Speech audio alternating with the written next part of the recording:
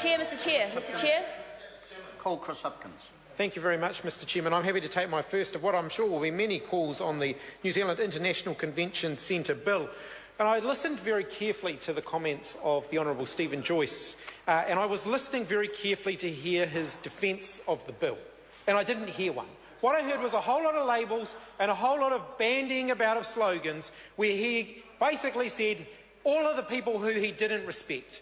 Well, I want to say to Stephen Joyce, there are some things I don't respect as well.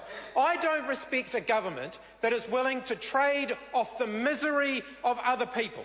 I don't respect a government that is willing to transfer wealth from the people at the bottom of the socio-economic heap to the people at the top. And no doubt about it, that is what this government are doing, and that is what this legislation does. It trades off the misery of people who suffer from problem gambling.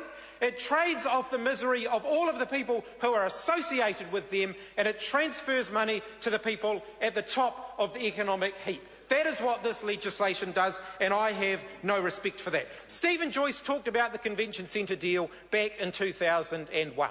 And he said, where was the Labour Party then? Well, the Labour Party changed the law as a result of that decision. That was not a Labour government decision. That was a decision made by the chair of the Casino Control Authority. Who was that? Who was that person who made that deal? Who was the person who signed off the last deal with Sky City? Anybody want to hazard a guess? Who was that person? It could be Judith Collins. It could have been Judith Collins who signed off that deal. That deal was signed off by Judith Collins, opposed by the last government, and the last government changed the law. The Labour government changed the law to stop that happening again, and that is the reason why we are in the House tonight debating this legislation, because they can't do another dodgy deal like Judith Collins did back in 2001 without changing the law, because the Labour government closed the loophole. The Labour government closed the loophole, and it is a loophole that Stephen Joyce is here today pushing legislation through in order to open it up again.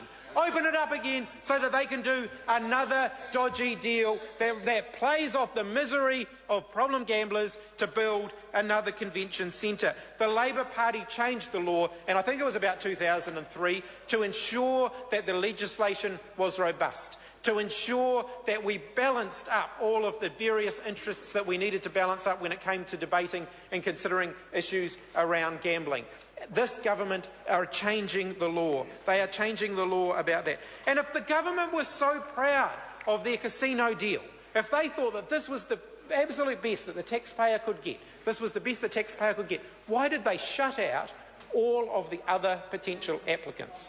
Why did they say, we don't want to hear from anyone else who might want to build a convention centre? They're going to shut them out completely, and they are only going to deal with Sky City. So if it is true that the government think this is the best possible deal that New Zealanders could get, why is it that they weren't willing to hear from anyone else? Why was it that they stopped any of the other potential operators of a convention centre from being able to put forward their proposals? Because that is exactly what this government did.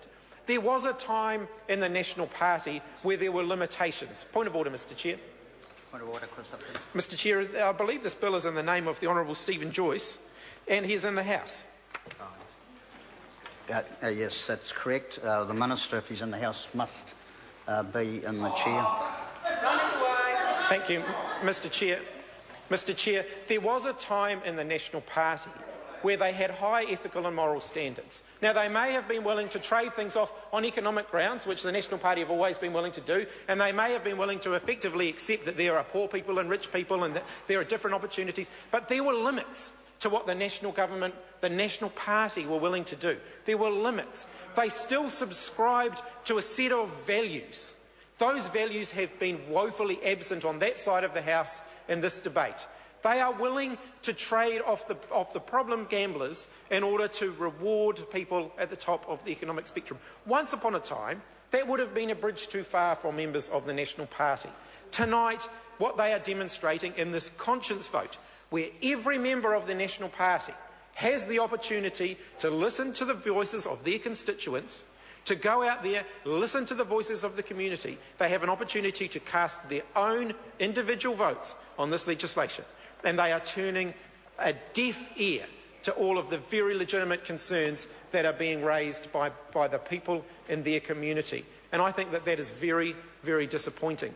I think it's very disappointing because they are either doing one of two things. The national members who are willing to vote for this legislation are doing one of two things. They are either turning a deaf ear to the concerns, or they are knowingly and willingly voting against the interests of the people in their constituencies. And I think particularly of those National Party members who represent some of the constituencies around the Auckland area. I think of Sam Lotoainga, who as far as I know, has not spoken on this legislation tonight. I may, Mr. Chair. Colin King. Now put. I'm going to hear Denise Roach. Mr. Chair, I'd like to speak briefly on some of the SOPs that we've put forward, which do deal with harm minimisation. And in the